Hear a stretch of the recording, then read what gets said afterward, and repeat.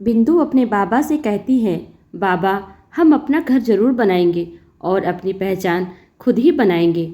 अब ये चिकनकारी की कला ही हमें हमारे सपनों तक ले जाएगी। इसके बाद विट्ठल, बिंदु और ललिता सोने चले गए।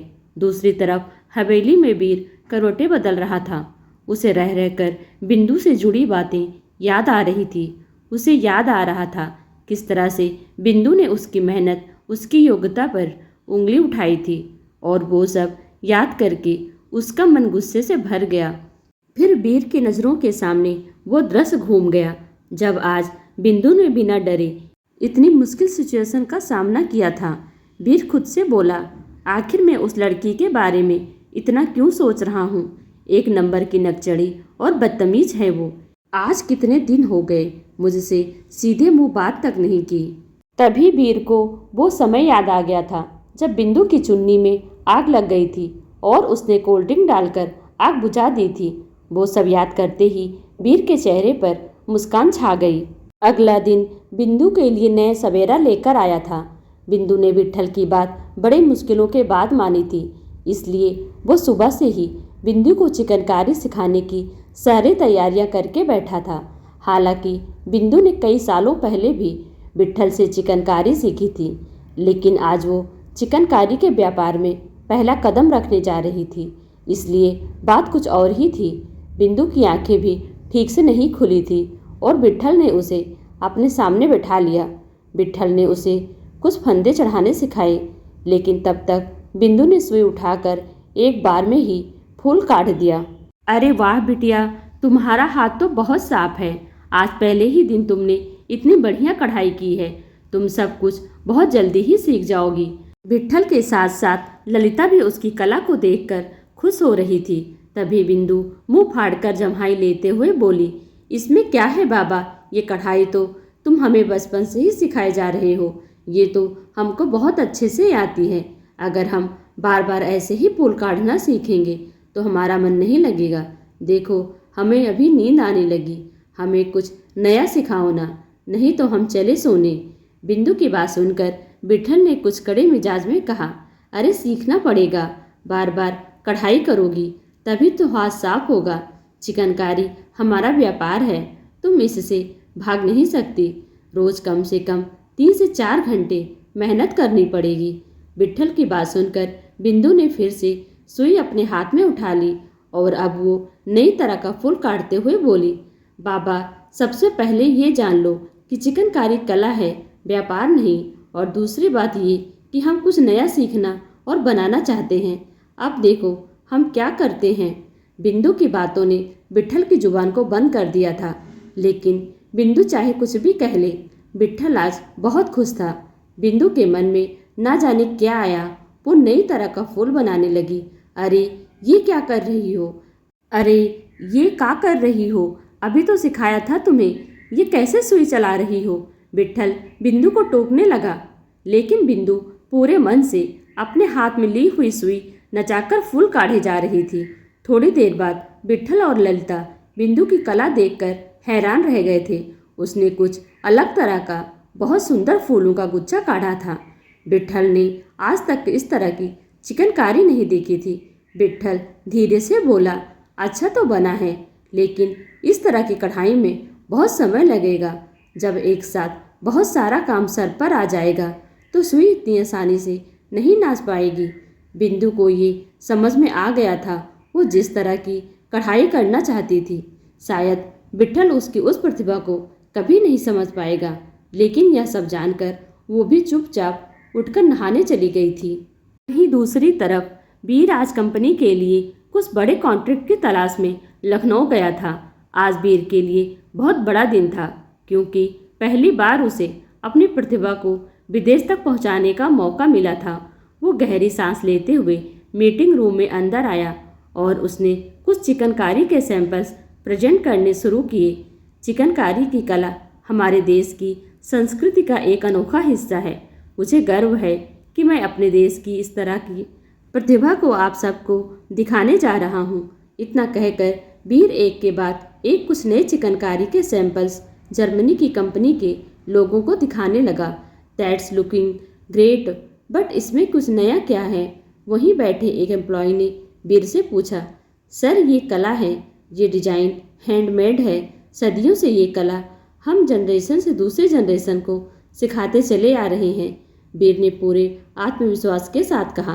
तभी दूसरा एम्प्लॉय बोला, आई फील दैट इसमें नई जनरेशन को कुछ नए एलिमेंट्स भी ऐड करने चाहिए। नए ज़माने के साथ नए टैलेंट को भी एक्सप्लोर करने का चांस मिलना चाहिए। We are looking for something new but new designs की रूट्स चिकनकारी ही होनी चाहिए। बीर के पास उनकी बातों का कोई जवाब नहीं था। उसने जैसा सोचा था ये मीटिंग वैसे नहीं गई थी। हालांकि वो क्लाइंट की बातों से सहमत था, लेकिन कहीं न कहीं वो ये भी जानता था कि चिकनकारी को नए तरीके से अडॉप्ट करके कुछ तो सैंपल्स बनाए जा सकते थे, लेकिन नए डिजाइन्स को ज़्यादा संख्या में बनाना बहुत ही मुश्किल का काम था। उधर मिनी ने बिंदु का छोटा सा घर अपने सिर पे उठा रखा था। वो अपने दोस्तों के साथ लुका छिपी खेल रही थी। बाहर उसकी दोस्त सावित्री आंखें बंद करके गिनती गिन रही थी। मिनी को समझ नहीं आ रहा था कि वह कहाँ छिपे। मिनी भागते हुए किचन में आई और कुछ डिब्बों के पीछे छिप गई। तभी ललिता ने मैदा निकालने के लिए डिब्बे में अपना हाथ डाला तो अचानक मिनी की परछाई देखकर चौंक गई। ये डिब्बे के पीछे क्या है? ललिता के चिल्लाने की वजह से मिनी चौंक कर खड़ी होने लगी और तभी डिब्बे पर हाथ रखने की वजह से मैदा का डिब्बा उसके ऊपर ही पलट गया। और यह सब देखकर ललिता नाराज होते हुए बोली, मिनी ये क्या किया तूने? ललिता का इतना कहना था कि तभी मिनी सकपका के भागने लगी। मिनी का पूरा शरीर मैदे से सनकर सफ़ेद पड़ चुका था। वो जहाँ भी जा रही थी वहाँ उसके शरीर से मैदा झड़ रहा था। मिनी मासूमियत से बोली, अरे नानी, हम तो बस लुका छिपी खेल रहे थे। ललिता ने चिल्लाते हुए पूछा, तो तुम्हें इतना बड़ा मैदे का बर्तन नहीं दिखाई दिया? रुको, अभी हम तुम्हें बताते हैं। इतना कहकर ललिता मिनी के पीछे भागने लगी तो मैदे से ढकी हुई मिनी पूरे घर में दौड़ने लगी और वो बिंदु के पीछे जाकर छिप गई। मासी माँ बचाओ, नानी तो पागल ही हो गई हैं। तभी बिंदु ने ललिता को रोकने की कोशिश करते हुए कहा, अरे माँ जाने दो, बेचारी बच्ची है। विट्ठल ने भी हंसते हुए कहा, हाँ ललिता, बच्चे इस उम्र में शैतानी नहीं करेंगे तो आखिर कब करेंगे? अब गुस्सा थूक दो। ललिता मिनी की पीछा करते हुए बड़बड़ाने लगी, उसने तो पूरा घर ही बर्बाद कर दिया। अच्छा हुआ जो इसकी माँ इसे जन्म देते ही गुजर गई। अगर वो जिंदा होती तो ऐसी बेटी देखकर पछता रही होती। ललिता के मुंह से ऐसे कड़वे शब्द सुनकर मिनी की आंखें नम हो गई थी और बिंदु और विट्ठल भी ललिता को घूरने लगे थे। मिनी आंसू बहाते हुए बोली, मेरी माँ मर गई तो फिर मासी माँ कौन है? मासी माँ ही तो मेरी माँ है ना। अब जाकर ललिता को एहसास हुआ था कि उसने क्या बोल दिया था। तभी बिंदु ने मिनी का मन बहलाने के लिए मजाक करते हुए कहा, अरे फूलवती, अब तो इतना रो रही है तो देखो तुम्हारे गाल कैसे लाल हो गए हैं। चुप हो जाओ, नहीं तो हम तुम्हारे गाल नोच जाएंगे। मिनी अपने गालों से बिंदु का हाथ हटाते हुए बोली, मासी माँ, हमें दर्द हो रहा है और हम फूलवती नहीं मिनी हैं। बिंदु मिनी का हाथ पकड़कर उसे अपने साथ ले जाते हुए बोली, अच्छा अच्छा, चल तुझे साफ करते हैं, लेकिन पानी तो घर में है ही नहीं। तभी विट्ठल बाल्टी उठाते हुए बोला, हम अभी नहर से पानी भर लाते हैं। अरे बाबा, तुम क्यों जाओगे? ये हमारा काम है ना, हम जाएंगे। इतना कहकर बिंदु ने दबंगी से बाल्टी उठाई और यहाँ से जाने लगी। सूरज ढल रहा था, जरा संभल के जाना और जल्दी आना, विट्ठल ने चिंतित स्वर में बोला। वहीं दूसरी तरफ वीर चिंता में कार ड्राइव कर रहा था और पुराने हिंदी गाने सुनते हुए उसके चेहरे पर उदासी साफ झलक रही थी। वीर खुद से बोला, कितना गुमान था मुझे अपने डिजाइन्स पर, फिर भी फीडबैक बार बार याद आ रहा है। बिजनेस को तो अच्छे से जानता हूँ, पर नए डिजाइन्स का क्या मुझे नई तरह की डिजाइन बनवाने का समय मिलेगा या नहीं? कुछ ही देर बाद वो उम्मीद भरे लहजे में खुद से बोला, मुझे पूरी उम्मीद है कि दादाजी जरूर कोई रास्ता बताएंगे। अब जल्दी से घर पहुंचकर इस बारे में बात करता हूँ। वीर ये सब सोच ही रहा था कि अचानक उसकी कार अपने आप रुक गई थी। वीर गाड़ी के बाहर निकलते हुए बड़बड़ाने लगा, अब इसको क्या हुआ? कुछ देर बाद वो उम्मीद भरे लहजे में खुद से बोला, मुझे पूरी उम्मीद है कि दादाजी जरूर कोई रास्ता बताएंगे। अब जल्दी से घर पहुंचकर इस बारे में बात करता हूँ। वीर ये सब सोच ही रहा था कि अचानक उसकी कार अपने आप रुक गई थी। वीर गाड़ी के बाहर निकलते हुए बड़बड़ाने लगा, अब इसको क्या हुआ? कहाँ फंस गया यार। बीर ने जैसे ही कार का बोनट खोला उसमें धुआं फूट पड़ा। कार का इंजन गर्म हो गया था। बीर ने भाग के जाकर पानी की बोतल ढूंढी, लेकिन बोतल तो वो शहर में ही भूल आया था।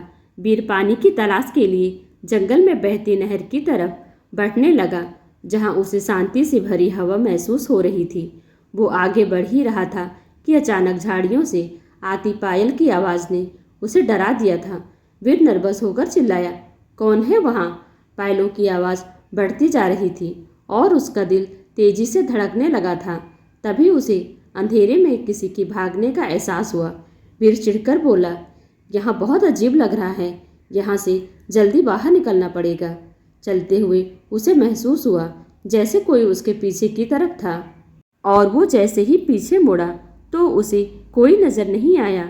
बीर अगले कुछ कदम तेज चलने लगा, लेकिन तभी उसे किसी के फुसफुसाने की आवाज़ सुनाई दी, तुम्हें यहाँ आना नहीं चाहिए था। बीर की धड़कनें थम गई थी। वो समझ गया कि वो यहाँ अकेला नहीं था। बीर डर के मारे जोर से चिल्लाया, मैं कहता हूँ कि कौन है वहाँ, मेरे सामने आओ। तभी बिंदु झाड़ियों के पीछे से बाहर आई और बीर से पूछने लगी, क्या हुआ, तुम यहाँ, वो भी इस वक्त? बीर ने हैरानी से उसे देखते हुए पूछा, हाँ, ये हमारा गांव है, हम कहीं भी जा सकते हैं। बिंदु ने तुरंत जवाब दिया। फिर जब उसने देखा कि बीर कुछ नहीं बोला तो वो चुपचाप यहाँ से जाने लगी। तभी बीर उसे रोकते हुए बोला, सुनो। बिंदु ने पलटकर बीर की तरफ देखते हुए पूछा। हाँ, बीर बोला। नहीं, वो कुछ नहीं, बस ऐसा लगा। बिंदु ने भौहें उठाते हुए पूछा, क्या? लेकिन बीर ने बिंदु को ये बताना जरूरी नहीं समझा कि वो डर गया था। वो अपना सिर हिलाते हुए बोला, कुछ नहीं। तो हमें क्यों रोका था? इतना समय नहीं है हमारे पास। बिंदु ने जब देखा कि बीर उसे अपनी बात नहीं बताना चाहता तो वो अपना समय बचाने के लिए तुरंत वहाँ से नहर की तरफ जाने लगी। बिंदु के जाते ही बीर को अकेले अंधेरे में और डर लगने लगा। वो खुद से बोला, उसे रोका क्यों नहीं बीर? अकेले इस जंगल में फंसकर क्या करेगा? बीर बिंदु के पीछे भागते हुए गया और उससे पूछने लगा, मैं भटक गया हूँ, क्या मैं भी आपके साथ चल सकता हूँ? बिंदु ने धीरे से हाँ में अपना सिर हिला दिया और बीर उसके साथ आगे बढ़ने लगा। दरअसल बीर ने बिंदु के हाथ में बाल्टी देख ली थी। वो समझ गया था कि शायद बिंदु पानी भरने आई थी। कुछ देर बाद बीर और बिंदु झील के सामने खड़े थे। बिंदु ने धीरे से नहर के पास जाकर थोड़ा सा पानी बाल्टी में भर लिया था। तभी बीर बिंदु के पास जाकर बोला, वो मेरी कार का इंजन बहुत गर्म हो गया है, मुझे थोड़ा सा पानी चाहिए, लेकिन मेरे पास पानी ले जाने के लिए कुछ नहीं है। क्या तुम मेरी मदद करोगी? मुझे बस थोड़ा सा पानी चाहिए। तभी बिंदु को कुछ शरारत सूझी और वो मुस्कुराते हुए बोली, हम मदद तो कर देंगे, लेकिन हमारी एक शर्त है। कैसी शर्त? बताइए, क्या करना है मुझे? बीर ने हैरान होते हुए पूछा। तभी बिंदु बोली, तुमको हमसे माफ़ी मांगनी पड़ेगी। कल तुमने हमसे बहुत बुरे ढंग से बात की थी। बीर ने हैरान होते हुए कहा, माफ़ी? और वो भी मैं मांगूं? आपको नहीं लगता कि जितनी बार भी हम मिले हैं बदतमीजी से बात हमेशा आपने ही की है, मैंने नहीं? तभी बिंदु आगे बढ़ते हुए बोली, ठीक है, तो फिर मैं चली। बीर ने तभी अचानक से उसका हाथ पकड़ लिया। बिंदु एकटक उसे देख ही जा रही थी। ठीक है, मैं तुमसे माफ़ी मांगता हूँ, आई एम सॉरी। तभी बिंदु धीरे से मुस्कुरा दी। बीर एकटक उसका मुस्कुराता हुआ चेहरा देखता रह गया। उसे एक पल के लिए बिंदु की मासूमियत भा गई, लेकिन तभी बिंदु ने उसकी तरफ नज़रें उठाकर देखा तो बीर ने अपनी नज़रें हटा ली। दोनों साथ साथ चलने लगे। बीर ने आगे बढ़कर बिंदु के हाथ से पानी की बाल्टी ले ली। सूरज पूरी तरह ढल चुका था। गांव के छोटे छोटे मकानों के बीच, झाड़ियों और पेड़ों के बीच नहर का दृश्य मनमोहक था। बिंदु बीर को धीरे से तिरछी नज़रों से निहार रही थी। वो धीरे से बोली, वैसे हमारा नाम बिंदु है बीर जी। लेकिन तभी बीर ने थोड़े गुरूर के साथ कहा, वैसे लोग मुझे जूनियर गुप्ता जी कहते हैं। बिंदु हंसते हुए बोली, वाह क्या तेवर है। ठीक है, तो अब से तुम जूनियर गुप्ता जी हो। कहाँ तुम और कहाँ हम? अगर तुम हमको अभी यहाँ न मिले होते तो फिर तो हम बड़ी मुसीबत में पड़ जाते। धन्यवाद, वीर ने हैरान होते हुए पूछा। लेकिन क्यों? तभी बिंदु धीरे से बुदबुदाई। हमको नहीं पता क्या ये जंगल भूतिया है? वीर ने चौंक कर पूछा। भूतिया कैसे? बिंदु अपनी आंखें बड़ी करके धीरे से वीर के कान के पास जाकर बोली। हाँ, यहाँ रात को आत्माएं घूमती हैं और बुरे भूत भी। अचानक से वीर बिंदु की कही हुई बात सुनकर घबरा गया था। वीर को इस तरह से घबराया हुआ देखकर बिंदु ने उससे पूछा, क्या हुआ?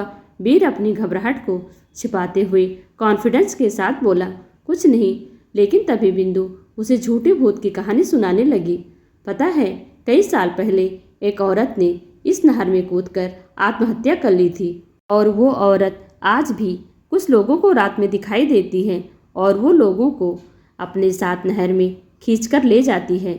बिंदु के चेहरे के भाव देखकर वीर उसकी कहानी पर भरोसा करने पर विवश हो गया, जबकि बिंदु अपने मन में मुस्कुराए जा रही थी। उसके लिए अब अपनी हंसी रोकना मुश्किल हो गया।